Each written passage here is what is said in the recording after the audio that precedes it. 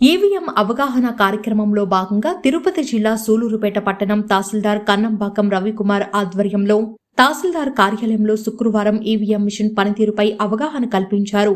ఈ సందర్భంగా రవికుమార్ మాట్లాడుతూ ప్రజలలో కొంతమందికి ఉన్న అపోహాలను తొలగించామని, ఎలక్షన్ కమిషన్ అధికారులు ఈవీఎం పరికరాన్ని తహసీల్దార్ కార్యాలయం వద్ద ఉంచి ఓటు హక్కు ఉన్నవారు ఈ పరికరం ద్వారా అవగాహన కల్పించామన్నారని, ఓటు ఎలా వెయ్యాలి, ఎవరికి వేశాము, ఎలా తెలుస్తుంది వంటి విషయాలు పనితీరుపై ఎంఆర్ఓ వివరించారు.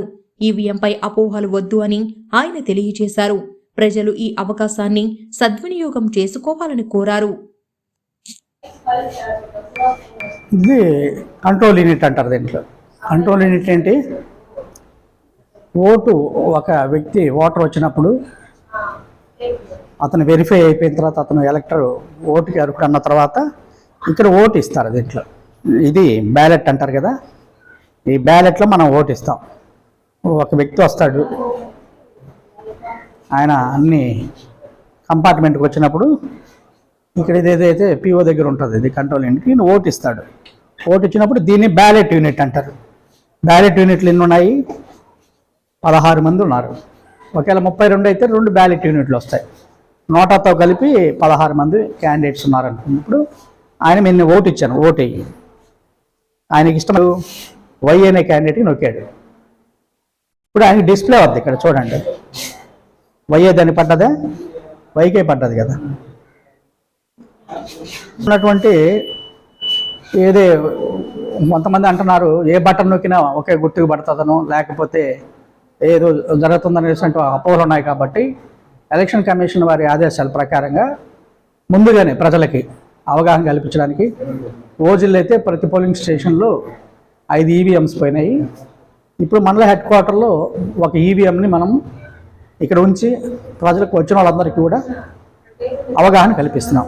ఏదైతే వాళ్ళు ఎవరికైతే ఓటు వేశారో వాళ్ళకి ఓటు పడుతుందా లేదా అనే విషయం మీద వాళ్ళకి ఒక అపోహలు తొలగించడానికి ఎలక్షన్ కమిషన్ వారు ఒక డిస్ప్లే ఉంచమని చెప్పారు.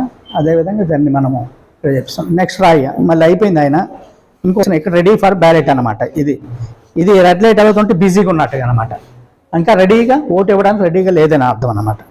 నేను ఇచ్చాను, మళ్ళీ ఓటు ఇచ్చాను. ఇక్కడ ఏమైంది? బిజీ లైట్ వెలిగింది అంటే ఆయన ఓటుకి రెడీగా ఉంది అని అర్థం. ఆయన ఎన్నకి వేసాడు, నువ్వు పోద్ది, ఇది ఆగిపోద్ది అంటే అది ఒక 7 సెకండ్ల పాటు ఆ స్లిప్ ఈవీ ప్యాట్ అంటారు దీన్ని. ఈ వీవీ ప్యాట్లో అది కనిపిస్తుంది. ఆయన కన్ఫర్మ్ చేసుకుంటాడు. అయిపోయిన తర్వాత ఆ బీప్ సౌండ్ వచ్చిన తర్వాత ఇక్కడ బిజీ అయిపోయింది, ఇక్కడ ఆగిపోయింది. అర్థమైంది కదా.